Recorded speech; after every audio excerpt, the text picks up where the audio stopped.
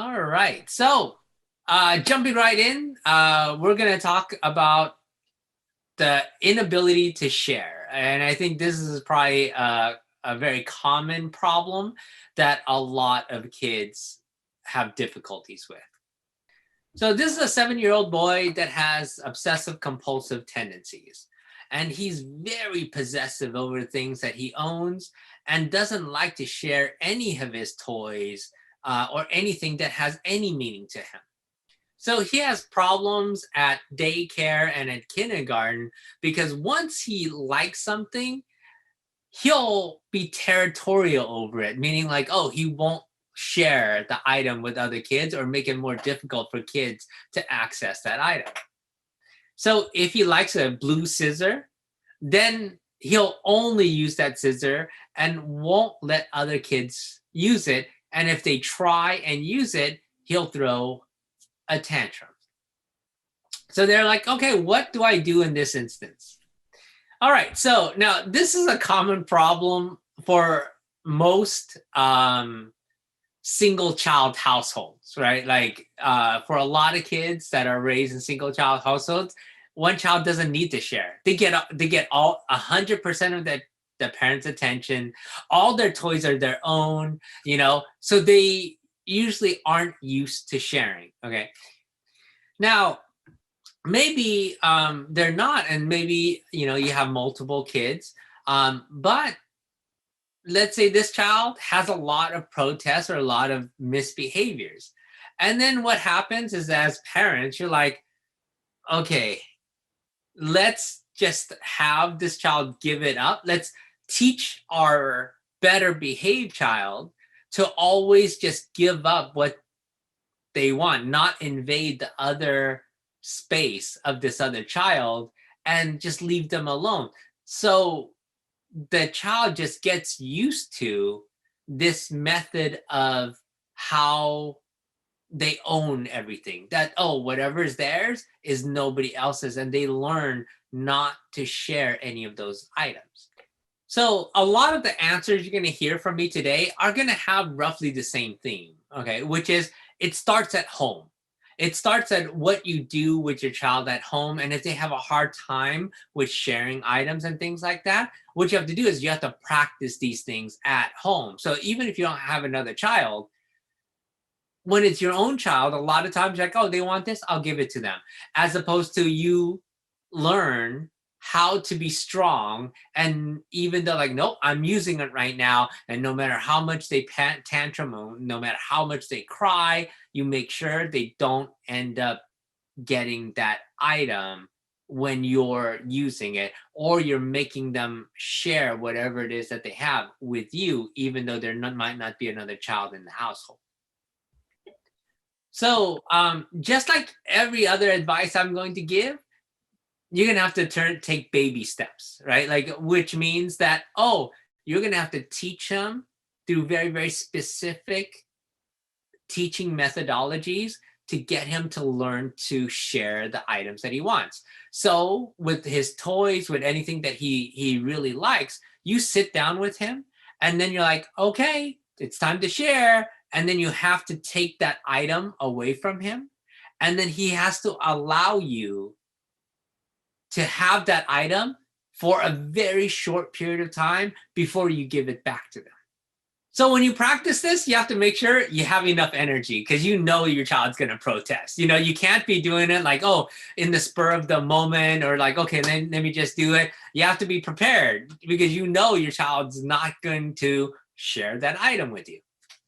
All right, so you get yourself ready, you get yourself in position, you tell the child it's time to share, or you have to share, and then you have to take the item that they are obsessed with, so that you're gonna, nope, you have to share it with me, and you have to take it from them. Now, when I say take it from them, I mean, oh, they have something, take it from them, okay? What I don't mean is what a lot of parents tend to do, which is, okay, come on, give it to mommy, please. Give it, like, please give it to me. Like, that's what a lot of parents do. No, that's what I'm not telling you. I'm not asking you to ask them. I'm telling you, take it from them. Grab it and get it out of their hands so that they don't have. I've also seen parents with a 2-year-old, and they'll be like, okay, no, you got to give it to me. You got to give it to me, as if that 2-year-old has so much strength that they can't just take it from them. Don't play those games. When it's time to take it from them, take it from them.